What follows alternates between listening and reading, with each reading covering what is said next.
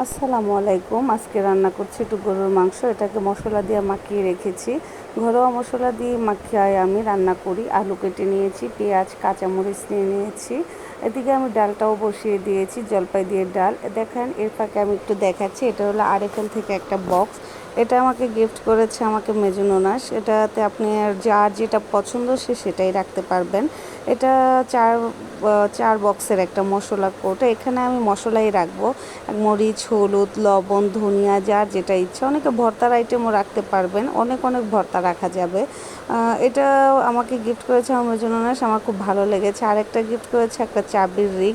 আমাদের চাবিগুলো শুধু হারিয়ে যায়, এটা আড়ং থেকে কিনা। এই চাবির রিংটা আপনি ঝুলিয়ে দেয়ালে রাখতে পারবেন।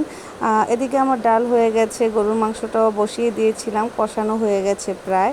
আর রান্না করব লতি, কচুর লতি। দেখেন কচুর লতিটাকে আমি ধুয়ে পরিষ্কার করে নিচ্ছি। এটা রান্না করব।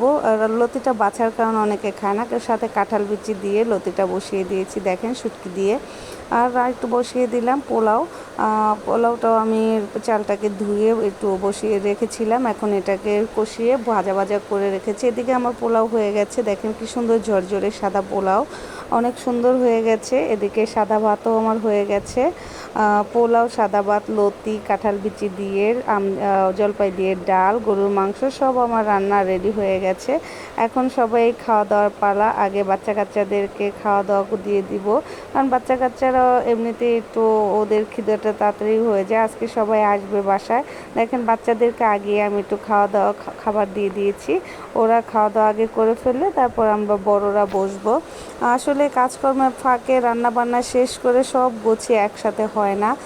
এদিকে সব বৃষ্টি এসে পড়ে, যে কোনো মুহূর্তে কাপড় চোপড়গুলো নিতে হয়, সব কাজ গুছিয়ে করতে গেলেও করা হয় না, তাই এলোমেলো হয়ে যায়। তাই আগে রান্না বান্না শেষ করে সবাইকে খাওয়া দাওয়া করিয়ে আমরা বসবো, সবাই একসাথে বড়রা খাওয়া দাওয়া করে ফেলবো। দেখেন এর ফাঁকে আমাদের আবার ভিতরে ঘরের আরও কাজকর্ম থাকে, এগুলো করতে হয়। বাচ্চাদের খাওয়া দাওয়া প্রায় শেষ হয়ে গেছে, এখন আমরা বড়রা খেতে বসে পড়বো।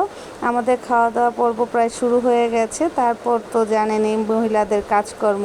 এর ভিতরে আমার শাশুড়ির আলমারিটা রং করা হয়েছে, এগুলোটা গোছানো হবে। এগুলো গোছগাছ করার পর আরও অনেক কাজকর্মই থাকে। এ ছিল আজকের দুপুরের কাজকর্ম।